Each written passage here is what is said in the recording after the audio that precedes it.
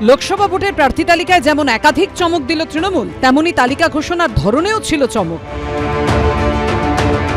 ব্রিগেডের মঞ্চেই হলো টিকিট প্রাপকদের অভিনব র্যাম্প ওয়াক।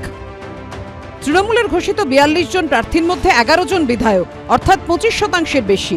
অর্জুন সিং ও সোমনাথ শ্যামের দ্বন্দ্বে জেরবার ব্যারাকপুর লোকসভা। এই আবহে টিকিট পেলেন না গতবার বিজেপির টিকিটে জিতে তৃণমূলে যোগদানকারী অর্জুন।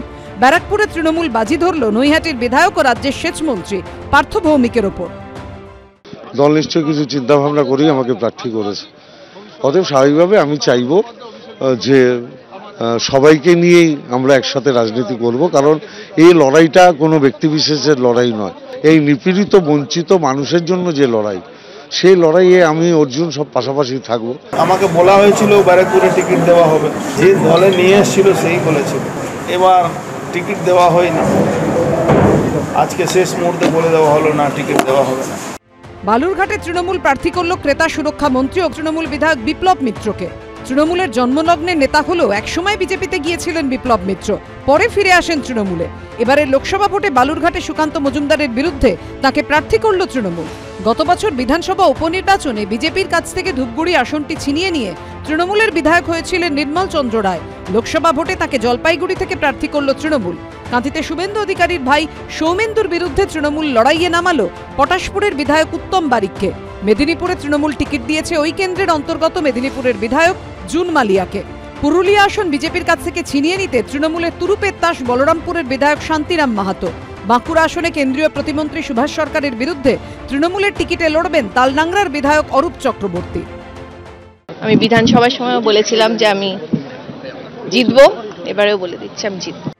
তাৎপর্যপূর্ণ বিষয় হলো ২১-এর বিধানসভা ভোটে বিজেপির টিকিটে জিতে পরে তৃণমূলে যোগ দেওয়া ৩ বিধায়ককেও টিকিট দিল তৃণমূল। তাঁরা হলেন কৃষ্ণ কল্যাণী, বিশ্বজিৎ দাস এবং সদ্য বিজেপি থেকে তৃণমূলে যোগ দেওয়া মুকুটমণি অধিকারী। রায়গঞ্জ লোকসভা আসনে তৃণমূল প্রার্থী করল রায়গঞ্জের বিধায়ক কৃষ্ণ কল্যাণীকে। রানাঘাট দক্ষিণের বিজেপি বিধায়ক মুকুটমণিকে রানাঘাট থেকে লোকসভায় প্রার্থী করল তৃণমূল। বিজেপি থেকে তৃণমূলে আসা বাগদার বিধায়ক বিশ্বজিৎ দাসকে বনগাঁয় লড়াইয়ে নামালো তৃণমূল। তৃণমূল শাসক দল তারা বলে বিজেপি বলে কিছু নেই, এমন 5 জনকে প্রার্থী করেছে যে 5 জনকে বিজেপি থেকে ভাঙিয়ে নিয়ে গিয়ে প্রার্থী করছে। তৃণমূলের প্রার্থী তালিকা যা হয়েছে না নরেন্দ্র মোদীর সঙ্গে কথা বলে ঠিক হয়েছে, যে কারণে বিজেপির এমএলএরা তৃণমূলের প্রার্থী হয়েছে লোকসভায়। নরেন্দ্র মোদীর সঙ্গে কথা বলেই ঠিক হয়েছে। এমএলএ থাকলো বিজেপির, এমপি থাকলো তৃণমূলের, একই লোক।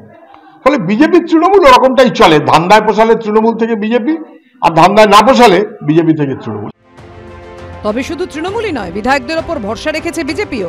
সম্প্রতি বাংলার 20টি আসনে প্রার্থী ঘোষণা করেছে গেরুয়া শিবির। তাদের তালিকায় স্থান পেয়েছে 4 জন বিধায়ক, যা প্রায় 20%। অর্থাৎ যে বিধায়করা লোকসভা ভোটে জিতবেন তারা সাংসদ পদ রেখে বিধায়ক পদ ছেড়ে দিলে সেখানে ফের উপনির্বাচন করতে হবে। কৃষ্ণেন্দু অধিকারী, আশাবুল হোসেন ও অর্ণব মুখোপাধ্যায়ের রিপোর্ট, এবিপি আনন্দ।